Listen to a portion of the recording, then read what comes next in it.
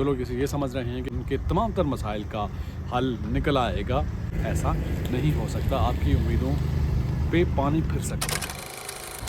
Hello and अस्सलाम वालेकुम बाजीज and बाजीज, ਤੁਹਾਡਾ ਆਪਣਾ मेज़बान अली जन्नत all the way from Canada.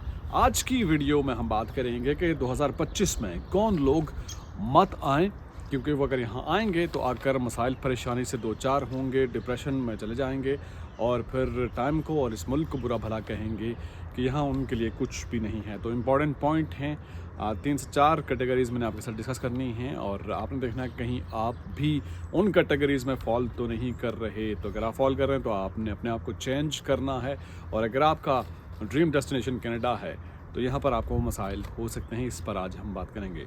Video का बाकायदा आगाज़ करने से पहले अगर आप पहली बार देख रहे हैं ये वीडियो तो प्लीज़ यूट्यूब पर चैनल को सब्सक्राइब कर लीजिए, बेल आइकन को प्रेस कर लीजिए और दोस्तों के साथ भी शेयर कीजिए, किसी की हेल्प हो सकती है।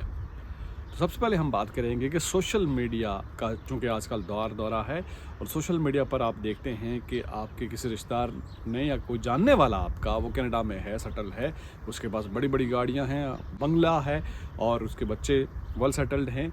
तो उनकी देखा देखी आप चाहते हैं कि आप भी किसी तरह से कनाडा पहुंच जाएं, क्योंकि आपका फ़लाँ रिश्तेदार यहाँ कनाडा में सेटल है। तो आप भी यहाँ पर आएंगे और आकर पैसे कमाएंगे और आपकी लाइफ भी एकदम से स्मूथ हो जाएगी। यानी आपकी ड्रीम डेस्टिनेशन कनाडा है, लेकिन अगर आप ये ख्वाब लेकर आ रहे हैं कि यहाँ पर आते ही सारी चीज़ें आपको मिल जाएंगी तो ऐसा नहीं होगा। कनाडा ऐसा मुल्क है कि यहाँ पर आप मेहनत करते हैं और उसका आपको रिवॉर्ड मिलता है, और वो आगे मैं चलकर डिस्कस करूँगा आपके साथ। इंपॉर्टेंट पॉइंट डिस्कस करना है आगे आपके साथ, वो आपके लिए जानना ज़रूरी है। तो यहाँ पर आपको कम से कम 5 साल लगते हैं सेटल होने को, और अगर किसी का बड़ा घर देख रहे हैं और बड़ी बड़ी गाड़ियाँ देख रहे हैं तो शायद वो आज से 30 साल पहले यहाँ पर कनाडा आए थे, या कोविड से पहले की कोई सूरत हाल हो सकती है उनका घर लेने के हवाले से। तो अभी चीज़ें काफ़ी मुख्तलिफ हो गई हैं। तो सोशल मीडिया देखकर आप फौरी तौर पर उस चीज़ को अलाइन मत कीजिएगा कि वही चीज़ आपके लिए भी होगी, कनाडा आपको उस तरह से ही रिवॉर्ड करेगा। तो ये चीज़ अगर आपके ख़याल में है तो ज़रा सा चेंज कीजिएगा अपनी थिंकिंग को। सोशल मीडिया को देखकर आप इन्फ्लुएंस्ड मत होइएगा। दूसरा, वो लोग कनाडा मत आएँ जो क्विक रिजल्ट्स चाहते हैं।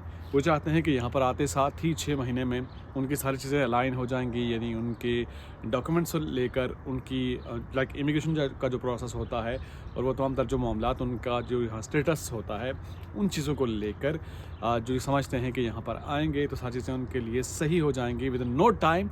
ऐसा नहीं होगा, यहाँ पर टाइम लगता है। और आजकल चूँकि वैसे पूरी दुनिया से मैंने देखा है कि बाकी ममालिक से, यूरोप से भी लोग यहाँ पर कनाडा शिफ्ट होने का सोचते हैं या शिफ्ट होते हैं या हो रहे हैं। तो ऐसे में नंबर ऑफ़ एप्लीकेंट्स इतने ज़्यादा हैं तो टाइम टेकिंग प्रोसेस होता है, क्विक रिज़ल्ट आपको नहीं मिलेगा। टाइम टेकिंग वही जो पहला पॉइंट है उसी का ही सब पॉइंट आप कह सकते हैं कि यहाँ पर टाइम लगेगा।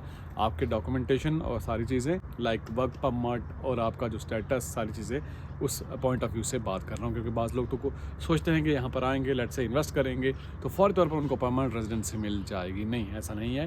ये एक पूरा ड्यू प्रोसेस होता है और उस प्रोसेस को आप कंप्लीट करते हैं, रिक्वायरमेंट्स होती हैं, आपका एक्सपीरियंस, सारी चीज़ें मैं मिसाल दे रहा हूँ। तो उसके बाद आपका नंबर आता है। प्रोविंस वाइज भी आपने देखना है कि किस प्रोविंस आप जा रहे हैं, वहाँ पर क्या सूरत हाल है। तो उन तमाम चीज़ों पर नज़र रखनी भी बहुत ही ज़रूरी है। और इसके बाद जो अगली कैटेगरी आती है वो उन लोगों की जो अपने मुल्क में वेल सेटल्ड हैं, पाकिस्तान में, इंडिया में, कहीं किसी भी मुल्क में उनका अच्छा प्रोफेशन है।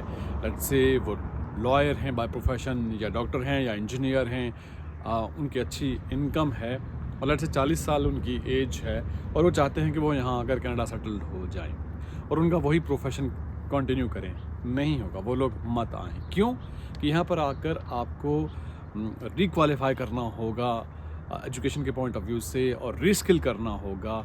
यहाँ पर अपने आप को, यहाँ का जो इन्वायरमेंट तो खैर अलग बात है, लेकिन इसके अलावा यहाँ जो आपका एक्सपीरियंस है उसके साथ अलाइन करने के लिए आपको यहाँ की क्वालिफ़िकेशन चाहिए होगी। तो बाज़ वक़्त लोग परेशान भी हो जाते हैं, वो कहते हैं यार हमने तो 20 साल वहाँ पर हमारा एक्सपीरियंस है और वो क्यों नहीं काउंट हो रहा, वो चीज़ें। तो ये बात आपको समझना होगी कि यहाँ पर आकर बेशक लाइसेंसिंग की ही बात करें या आपकी क्वालिफ़िकेशन की ही बात करें, तो यहाँ पर आपको कैनेडियन एक्सपीरियंस वो चीज़ें काउंट होंगी, तभी आप अलाइन हो सकते हैं। और आपने ये भी سنا ہوگا کہ یہاں پر ڈاکٹرز آ کر اوبر ایٹ اور اوبر ڈرائیو کرتے ہیں، گاڑیاں چلاتے ہیں، تو ہوتا یہ ہے کہ آپ کو فوری طور پر آ کر اپنے سروائیول کے لیے جاب تو کرنا ہوتی ہے، ایک دم سے وہی جاب تو آپ کو نہیں ملے گی۔ اور ایک اور یہ بھی پوائنٹ بہت ضروری ہے کہ آپ کا کوئی جاننے والا ہے یہاں پر آلریڈی، آپ کا ایک سپورٹنگ سسٹم یہاں پر ہے، تو پھر آپ آئیے، اگر نہیں ہے تو مشکلات مزید زیادہ ہو سکتی ہیں۔ اور نیکسٹ جو امپورٹنٹ پوائنٹ ہے وہ سبھی کے لیے ہے کہ آپ کے پاس فنڈز ہونے چاہیے، ایٹ لیسٹ 6 منتھ کا سروائیول یہاں پر آپ کا ہو سکے، اتنے فنڈز ہونے چاہیے۔ آپ اگر ایک شخص ہیں یا آپ کے ساتھ فیملی ہے، نمبر آف 4 پرسن ہیں آپ کے ساتھ یا زیادہ ہیں، تو اس کے اکارڈنگلی آپ یہ دیکھیے کہ آپ کا یہاں پر خرچہ کتنا آئے گا۔ یعنی آپ کا روم کا رینٹ، میں نے اکثر بیشتر ویڈیوز میں ڈسکس کرتا ہوں، لیٹ سے آن این ایوریج ہم کہتے ہیں کہ سنگل پرسن کا 600 رینٹ ہے، اور اگر فیملی ہے تو ان کا 1400-1500 یا 1600 یا 1800 ان کا رینٹ آئے گا۔